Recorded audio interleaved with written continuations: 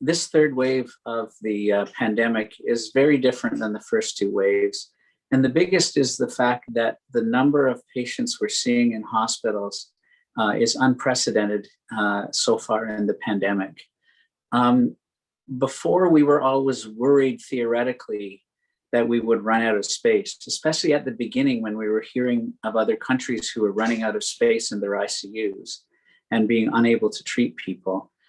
And we had those fears initially, but as the curves progressed, we realized relatively early on in both the first and second wave that that was becoming a remote possibility.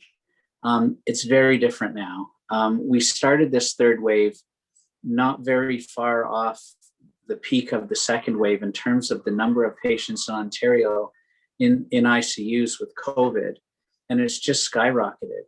So the second wave, we peaked somewhere with a few hundred patients in Ontario's ICUs, which have about 2,300 beds across the province. But we're at over 800 patients in ICUs with no sign of this third wave abating. And just want to clarify, when you say 800 in the ICU, that's just COVID patients? That's just COVID patients. We're sitting approximately 1,975 patients today who are in our ICUs. Of that, 800 of them are patients with COVID. And you can imagine across a large province like Ontario that has 2,300 ICU beds, it would be very unusual to have one disease process occupy a big part of those beds. And if you were going to guess, you were probably going to say something like overwhelming infection or maybe heart attacks. But can you imagine having 800 out of 1,900 beds taken up with one thing, and that's COVID? That's unprecedented. And each day, more and more are happening, 25 or 30 more in ICU every day with COVID, each successive day. And it's been that way for several weeks. What are you hearing from colleagues that you have in areas like the GTA? People in the centers that are really overwhelmed with COVID infections are really feeling burned out. They're really appreciative of the whole province being able to help, but they're really burned out and they're really scared. We've been lucky. Eastern Ontario has been especially lucky, as well as Northern Ontario, in that the numbers of COVID infections we have been quite low. There are different theories about why that could be, but certainly we have very favorable situations in terms of how we live and how we go about our work days in terms of the density of people that makes it less likely that COVID would happen here.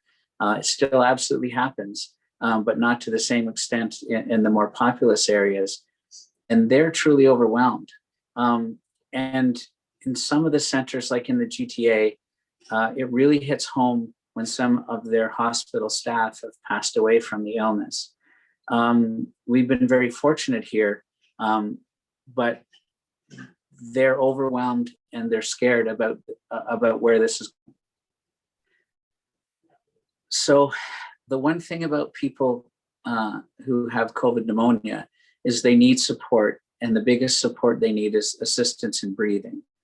And without that assistance in breathing, many of them would die. We live in a smaller center in Eastern Ontario, different from the larger academic centers for medicine and larger urban centers like in the Greater Toronto area. But when it's not a pandemic, we have so many patients here that need subspecialists in medicine and surgery that we don't have in our community.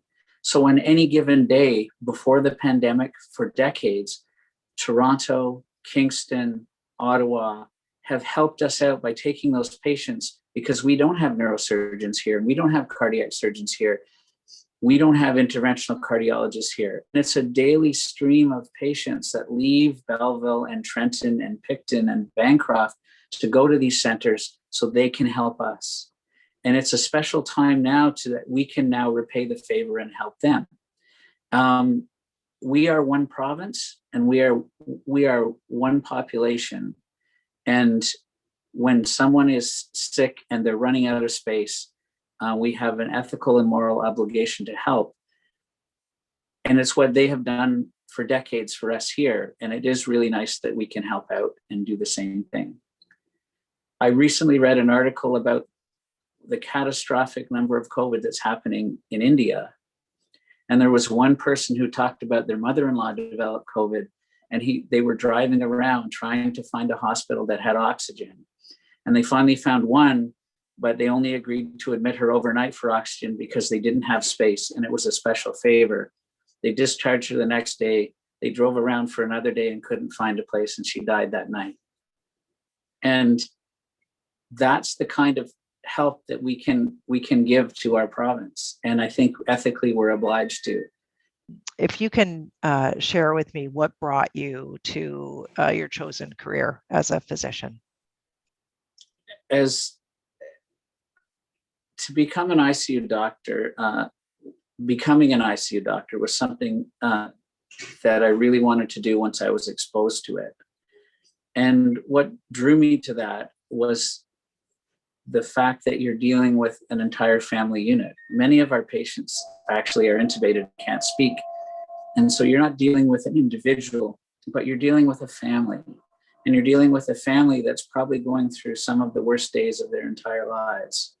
And to be able to be there for that family, to be able to support them, and to go through that journey with them is both heart-wrenching, but it's also a calling.